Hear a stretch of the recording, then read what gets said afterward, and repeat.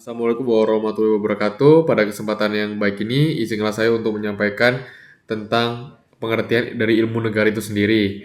Ilmu negara atau dalam bahasa asalnya disebut sebagai Staatslehre adalah fondasi dari segala pemahaman tentang ketenaganegaraan. Ilmu tidak sibuk mengkaji pasal-pasal undang-undang, sistem pemilu atau dinamika politik suatu negara tertentu pada masa kini. Sebaliknya, ilmu negara menyelidiki pergantian-pergantian pokok atau sendi-sendi dasar tentang negara secara universal, murni, dan teoritis.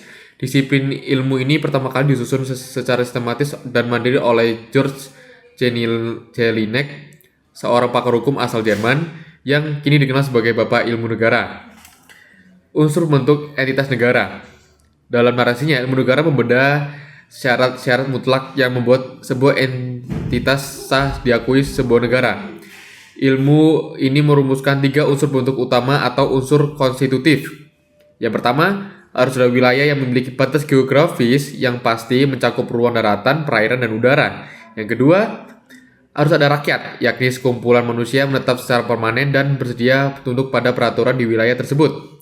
Yang nomor 3, harus ada pemerintah yang berdaulat, yaitu sebuah otoritas pemegang kekuasaan tertinggi yang sah untuk mengatur kehidupan dalam wilayah serta memiliki kedudukan yang setara untuk berhubungan dengan negara-negara lain.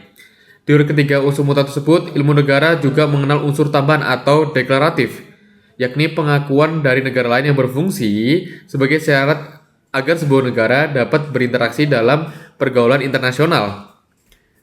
Narasi ilmu negara kemudian bergerak pertanyaan filosofis fundamental, bagaimana sih sebuah negara bisa terbentuk dari dalam ketiadaan. Ilmu ini merangkum pada evolusi terbentuknya negara melalui beberapa teori besar yang bisa kita kenal sebagai teori kontrakt sosial. Teori ini menceritakan bahwa di masa purba, manusia hidup bebas tanpa aturan yang berpotensi memicu kekacauan dan hukum rimba. Agar bisa bertahan hidup dan hak milik terlindungi, individu tersebut bersepakat untuk menyerahkan sebagian hak kebebasannya kepada satu otoritas pelindung sentral. Kesepakatan inilah yang biasa kita sebut sebagai negara. Yang nomor 2 ada teori ketuhanan, sebuah pandangan klasik yang meyakini bahwa negara lahir murni atas kehendak ilahi, di mana penguasa atau raja bertindak sebagai manifestasi atau wakil Tuhan di bumi. Yang ketiga ada teori kekuatan. Narasi memandang bahwa negara terbentuk karena adanya penaklukan golongan yang kuat baik secara fisik, militer, maupun secara ekonomi, menundukkan golongan yang lemah dan memaksakan aturan mereka. Yang ketiga ada teori hukum alam. Memandang bahwa terbentuk negara bukanlah sebuah rekayasa, melainkan sebuah evolusi alamiah dari kodrat manusia yang pada dasarnya adalah makhluk sosial, zon politikon yang harus hidup berkelompok. Pada akhirnya, narasi ilmu negara diposisikan sebagai ilmu pengantar yang bersifat abstrak dan teoritis.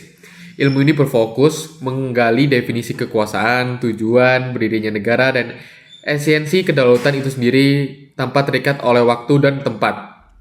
Hal ini sangat berbeda dengan ilmu terapan seperti ilmu negara, hukum tata negara, hukum administrasi negara, yang lebih konkret bertugas membedah struktur konstitusi, lembaga, dan hukum positif dari suatu negara tertentu yang sedang berjalan saat ini.